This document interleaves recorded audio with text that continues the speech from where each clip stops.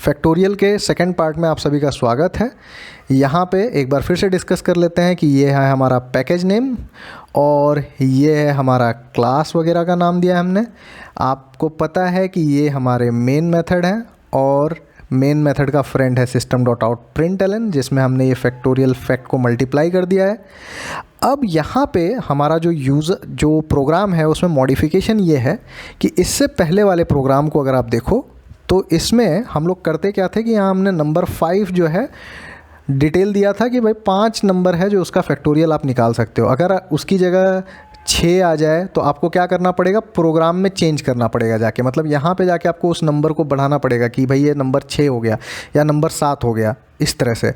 But अगर ऐसा मान लेते हैं कि ये करने की आज़ादी ना हो, इसकी आज़ादी ना हो, मतलब आज़ादी ना होने का मतलब है कि आपको ये यूज़र से लेना है, मतलब यूज़र से आपको इनपुट लेकर प्रोग्राम बनाना है। तो यूज़र का इनपुट लेना है, इसका मतलब क्या है कि आप नहीं बताओगे कि 5 का फैक्टोरियल चाहिए कि 6 का फैक्टोरियल चाहिए। यूज़र हो सकता है 8 इंटर कर दे, 9 इंटर कर दे, 10 इंटर कर दे, तो यूज़र के हिसाब से आपको करना होगा। तो इसी को करने के लिए, यूज़र से इनपुट लेने के लिए हमारे पास एक स्कैनर नाम की क्लास होती है। ये देखिए, ये स्कैनर नाम की हमारी क्लास होती है, ठीक है। ये बेसिकली एक क्या है, क्लास है। और ये जो क्लास है ना, इसको हम लोगों ने क्या किया है, इंपोर्ट किया है। और कहाँ से इंपोर्ट किया है, हमने java.util पैकेज से इंपोर्ट किया है। जैसे ये फैक्टोरियल क्लास किस पैकेज में है, com.videos पैकेज में है, वैसे ही ये स्कैनर क्लास java.util पैकेज में अवेलेबल है। तो हमें यूज़र से जब इनपुट लेना होता है तो उसके लिए हमें क्या करना पड़ेगा, स्कैनर क्लास को इंपोर्ट करके लाना पड़ेगा, ठीक है।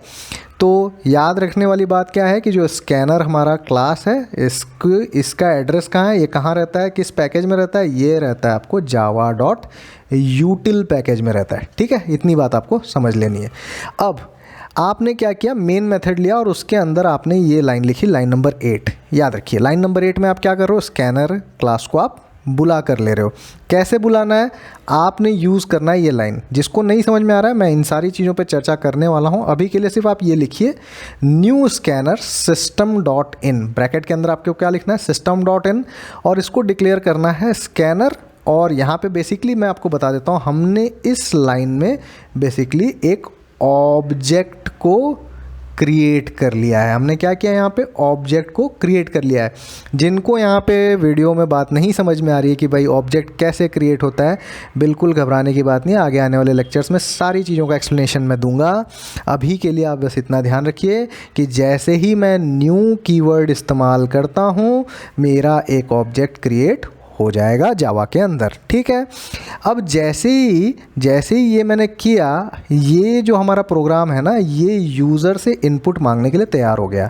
तो ये जो system.out.println है, ये आपको एक कमांड दे रहा है कि इंटर द इंटीजर। जो कुछ भी आपने इसमें लिखा है ये कंसोल पे एज इट इज़ प्रिंट हो जाता है।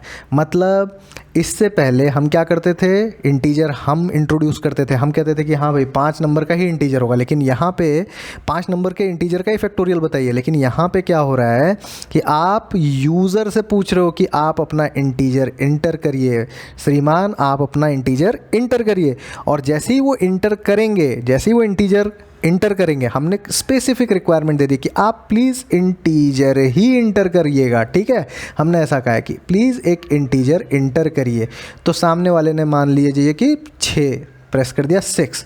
तो जैसे ही वो 6 उसने प्रेस कर दिया, अब ये देखिए कमाल कि ये जो sc.next है ना, ये जो sc.next है, ये देखिए यहाँ पे आ रहा है, यहाँ पे देखिए sc.next।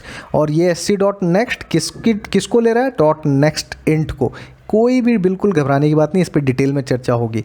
और हम इन सबको किस में स्टोर कर रहे हैं, इस लाइन में int next int में, ठीक है। तो ये भैया ये नेक्स्ट इंट अब क्या है, ये क्या है, नेक्स्ट इंट कुछ भी नहीं है। नेक्स्ट इंट जो है एक वेरिएबल हमने अपने मन से बना लिया है। आप इसकी जगह, नेक्स्ट इंट की जगह आप अपना नाम भी लिख सकते हो। तो सिंपली आइए देखते हैं ये क्या है, वेरिएबल है, ठीक है। ये वेरिएबल है। SC जो ये लिखा हुआ है लाइन नंबर 8 पे, ये SC जो लिखा हुआ है ये क्या है, ये भी हमारा क्या है, एक वेरिएबल है। इसकी जगह आप कुछ दूसरा भी नाम लिख सकते हो, कोई दिक्कत नहीं है। मज़े की बात यह है कि ये हमने किससे लिया है, यूज़र से लिया है। और आप याद करिए यहाँ पे लास्ट प्रोग्राम में हमने 5 लिखा था, अब ये देखिए नेक्स्ट इंट को मैंने फॉर लूप के अंदर यहाँ पर डाल दिया है, ठीक है। तो बिल्कुल यूज़र से लेके मैंने क्योंकि यहाँ पे डाला है, पहले यहाँ 5 आता था, लेकिन अब यूज़र अगर वहाँ पे 6 इंटर कर दे या 8 इंटर कर दे या 9 इंटर कर दे, जो उसकी मर्ज़ी वो इंटर करेगा, वो नंबर यहाँ पर आ जाएगा और हमारा फॉर लूप चलने लगेगा। बाकी देखिए फॉर लूप के अंदर की लॉजिक में किसी तरह का भी चेंज नहीं किया गया है। और अंत में जैसा कि मैंने बताया था, इस फॉर लूप के ब्रैकेट के बाहर आप क्या कर रहे हो, सिस्टम डॉट प्रिंट एलन करके उसमें इस फैक्ट को प्रिंट कर दे रहे हो। तो बिल्कुल सिंपल सी चीज़ है। यहाँ पे मैं आपको ना ये इक्लिप्स पे भी मैं आपको ये रन करके दिखा दूंगा कि कैसे हुआ। इसका हैंड्स ऑन हम लोग करेंगे, अभी सिर्फ आप थियोरेटिकल समझ लीजिए, मैं इसके हैंड्स ऑन वीडियोज़ भी ले आने वाला हूँ। तो यहाँ पर हम लोग क्या करेंगे, एक पैकेज ले लेंगे, ठीक है, और इस पैकेज के अंदर हम लोग एक इम्पोर्ट एक्सपेक्ट कर रहे हैं, ठीक है, और उसके बाहर हम लोग यहाँ पे एक पब्लिक क्लास है हमारी, ठीक है, एक पब्लिक क्लास ले लिया हमने और उस क्लास का आपने जैसे फैक्टोरियल में किया था वैसे ही ले लेंगे, ठीक है। अच्छा, और इसके अंदर हम लोग अपनी मेन मेथड को चालू कर देंगे और जैसे ही हम लोग मेन मेथड चालू करेंगे हमारा ब्रैकेट ओपन हो जाएगा और एक ब्रैकेट आपका जो है वो क्लास की वजह से भी मिल जाता है हमें, ठीक है। अब मेन मेथड का फ्रेंड तो आपको है system dot out println, उसके अंदर आपने अपना ये फैक्ट प्रिंट कर लेना है, ठीक है। अच्छा, अब यहाँ पे देखिए हम लोगों ने एक किया था न्यू स्कैनर और उसके अंदर हमने क्या किया है, सिस्टम डॉट इन ऐसा हमने बनाया और इज इक्वल्स टू हमने क्या कर दिया, स्कैनर, और यहाँ पे आप डाल रहे हो SC, ठीक है। अब यही SC जो है इसकी मदद से हम लोग क्या करेंगे, SC डॉट नेक्स्ट इंट करेंगे, लेकिन अब यूज़र को तो पता नहीं है कि वहाँ पे इंटीजर इंटर करना है, तो इसीलिए इसके बीच में इस लाइन के बीच में और इस लाइन के बीच में हम क्या यूज़र को एक प्रिंट स्टेटमेंट देंगे और उसके अंदर लिख देंगे इंटर द इंटीजर, ठीक है, enter the integer, please integer को इंटर करिए, ठीक है। और जैसे ही वो इंटीजर को इंटर करेगा हम एक नया वेरिएबल डिक्लेयर कर देंगे, उसका टाइप इंट कर देंगे, उसका नाम हमने अब जैसे अपने प्रोग्राम में अभी के लिए नेक्स्ट इंट लिया है तो वही बस नेक्स्ट इंट ले लिया हमने और उस नेक्स्ट इंट को हम अपने फॉर लूप में क्या कर देंगे, डिक्लेयर कर देंगे। यहाँ पे हम क्या करेंगे, int of I is equals to 0 नहीं 1 करना होगा क्योंकि फैक्टोरियल का प्रोग्राम है, इसके बारे में बताता हूँ मैं आपको क्यों यहाँ 1 लिया है।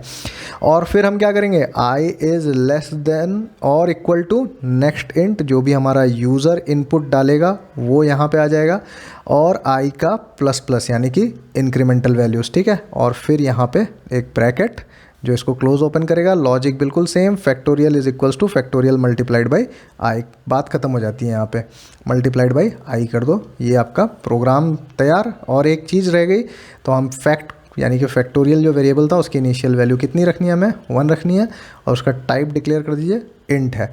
तो बेसिकली यहाँ पे आप आई नेक्स्ट इंट, ठीक है, नेक्स्ट इंट जो भी है और आपका फैक्ट, ये 3 वेरिएबल लेते हो और इसकी मदद से आप काम को कंप्लीट करते हो।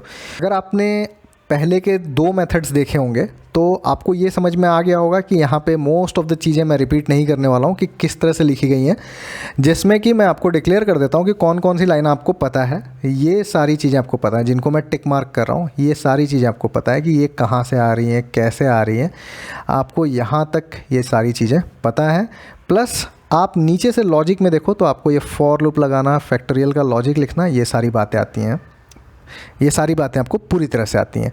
अब यहाँ पर मैंने चेंज क्या किया है, चेंज मैंने ये किया है कि इस बार हमारे इस क्लास में बेसिकली 2 मेथड्स हैं। एक तो हमारा जो ये मेन मेथड है, ये मेरा मेथड नंबर 1 है और दूसरा है मेरा, ये है हमारा मेथड नंबर 2, ठीक है।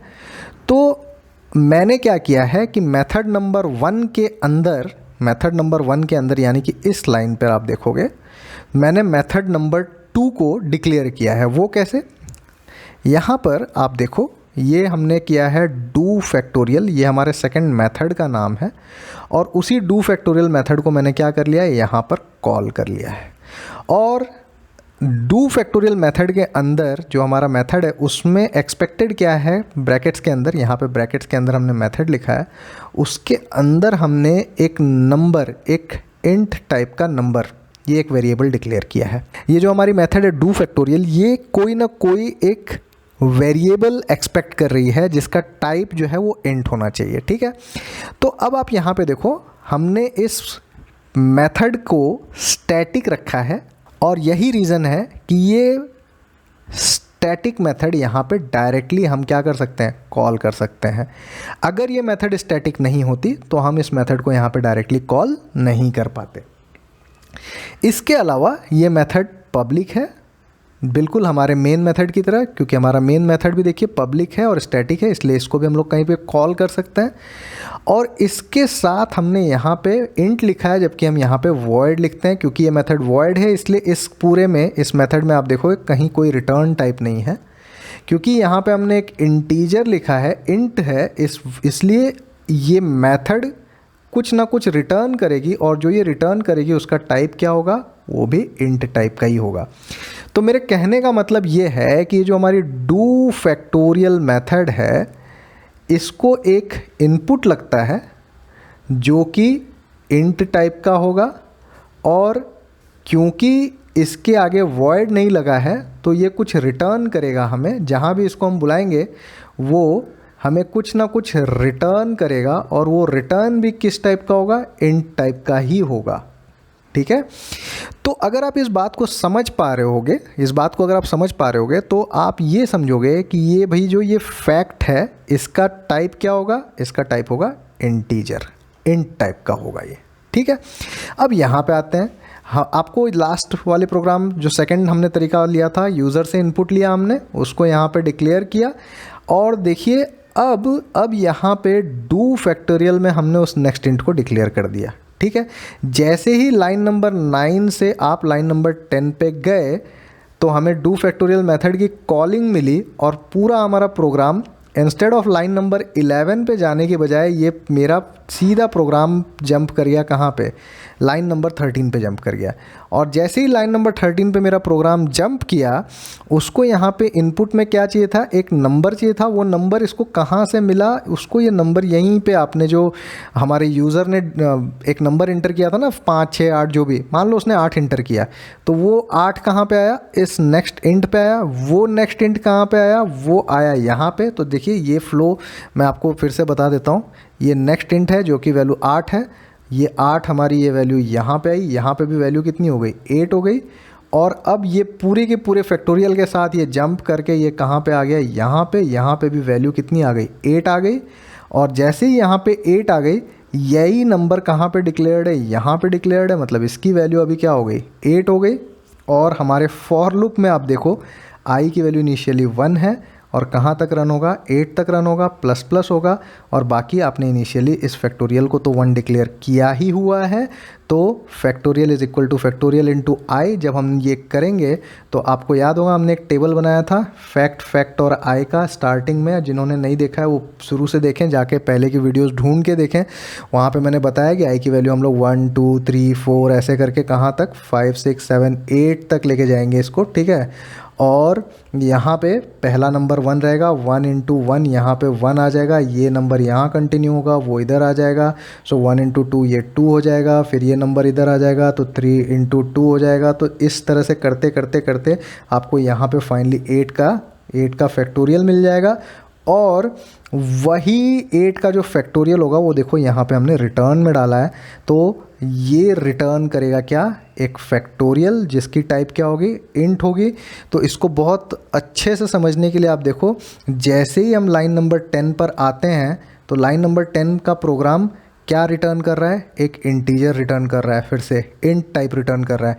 मतलब जो कुछ भी हुआ वो फैक्ट तक गया, मतलब लाइन नंबर 9 से लाइन नंबर 10 पे आप मूव हुए, 10 से 13 पे आए सीधा, 13 से आपने अंदर का ये सब कुछ किया, और यहाँ से आप वापस क्या लेके गए, 8 का फैक्टोरियल लेके यहाँ पे आए।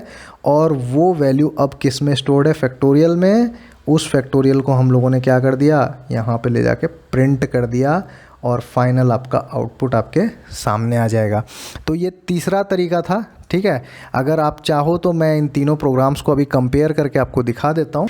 तो मैं यहाँ पर इसको डायग्राम के मेथड से करता हूँ। पहले वाले में हमने simple fact is equals to fact into I किया था, ठीक है, फैक्ट इनटू आई किया था। दूसरे वाले में ये लॉजिक कंटिन्यू हुआ, fact is equal to fact into I वाला, ये लॉजिक कंटिन्यू किया हमने, ठीक है। और तीसरे में भी वो लॉजिक कंटिन्यू हुआ, fact is equal to fact into I वाला, ठीक है। बट तीनों में डिफरेंस इतना ही था कि ये एकदम नॉर्मल प्रोग्राम है जिसमें हम एक फॉर लूप यूज़ करेंगे, यहाँ पे भी हम एक फॉर लूप यूज़ करेंगे, यहाँ पे भी हम एक फॉर लूप यूज़ करेंगे। ये प्रोग्राम यहाँ पे ख़त्म हो जाएगा। लेकिन यहाँ पे हम लोगों ने क्या किया था, यहाँ पे हम लोगों ने स्कैनर के हेल्प से इस प्रोग्राम को सॉल्व किया, ठीक है। और ये वाले में हमने स्कैनर भी यूज़ किया और हमने मेन मेथड यूज़ किया और उसके साथ हमने एक डू फैक्टोरियल मेथड बनाई और उसके अंदर इस लॉजिक को लिखा। यहाँ पे हमने से डायरेक्टली मेन मेथड के अंदर इसको डालकर सॉल्व कर दिया और यहाँ पे हमने स्कैनर यूज़ नहीं किया, सिर्फ मेन मेथड यूज़ किया। तो आई होप कि ये प्रोग्राम आप लोगों को समझ में आया होगा। चैनल को सब्सक्राइब करो अगर आप लोगों को ये समझ में आ रहा है, लाइक करो चैनल को, वीडियो अगर पसंद आती है तो, और अपने फ्रेंड्स के साथ इसको शेयर भी करो। ऐसे ही और भी मैं हिंदी में वीडियोज़ लेके आता रहूँगा। तब तक के लिए take care and good bye. And yes one more thing, thank you for watching my video.